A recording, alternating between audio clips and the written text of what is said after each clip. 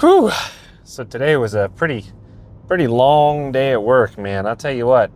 I've had a few long days of work lately, and it's been okay. Today was kind of rewarding. Got some Panera Bread cookies. I had a wheelchair representative come in and measure some of my patients there, so he brought me cookies. It's always nice when he does that and donuts. So, big fan of that. But lately, I've been working pretty late here. And getting home kind of late.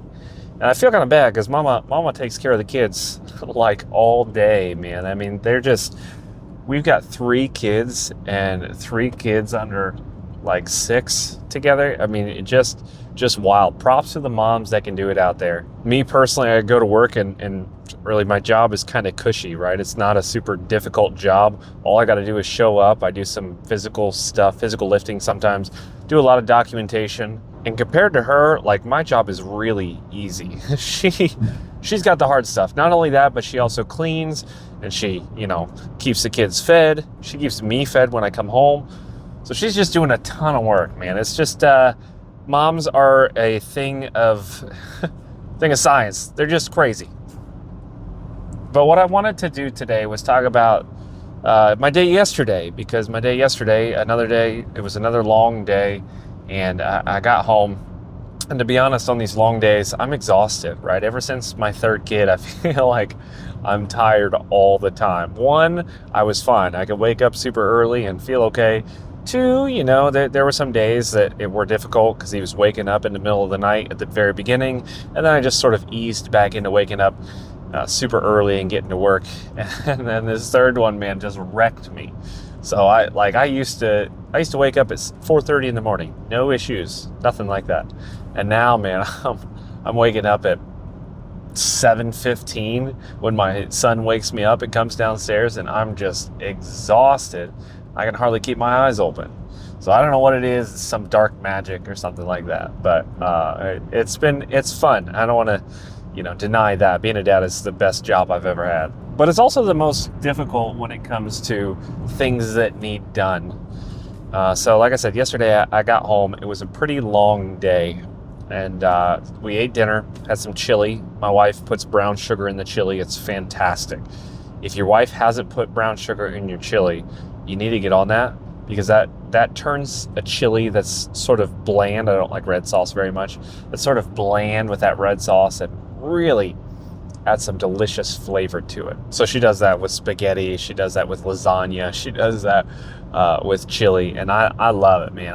I'm all for it. Brown sugar supremacy right here. But as I get home, my wife says to me, because it's kind of cold, right? It was a little chilly yesterday. It was down kind of in the 50s, and she says, "Hey, what do you think about a fire with some s'mores?" She spelled it out because our kids can't read just yet. So she said, "Hey, what do you think about some SMORES?" And I was like, "Baby, I don't really want to do that, man. I'm too tired. I don't have the energy for that."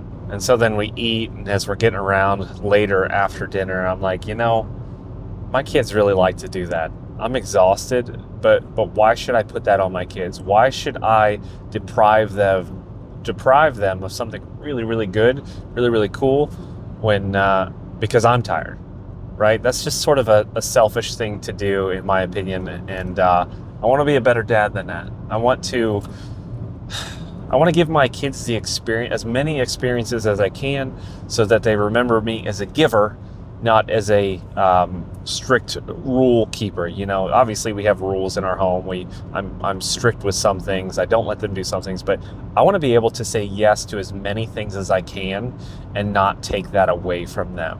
Now, obviously, you can get into a habit of saying yes to everything to where you're absolutely exhausted. The kids are getting everything, and you're going to spoil them, right? So I need to be a little bit cautious about that. I don't want to just give them everything that they want, but I do want to explain when I can't do things, why I'm not letting them do that, why we can't have this, why we can't go here.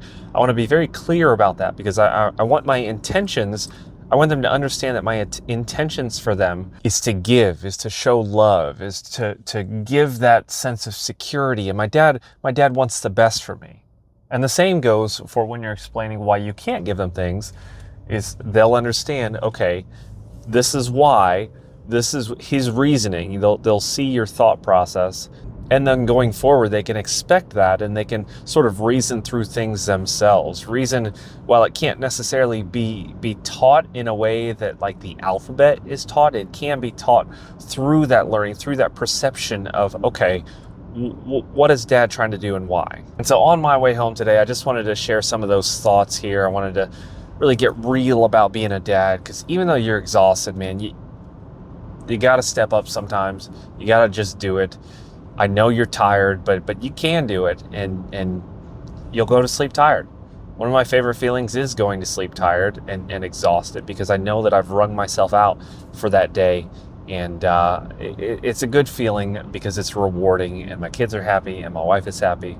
So that's what I want to encourage you with. That's sort of my experience yesterday. We had a fire, we had s'mores, we had a good time. S'mores were delicious. So thank you so much for watching. If you enjoyed this video, if you enjoyed my car talk, my TED talk, give it a like. If you didn't, obviously give it a dislike. Subscribe for more like this, and until the next one, blend in until you need to stand out.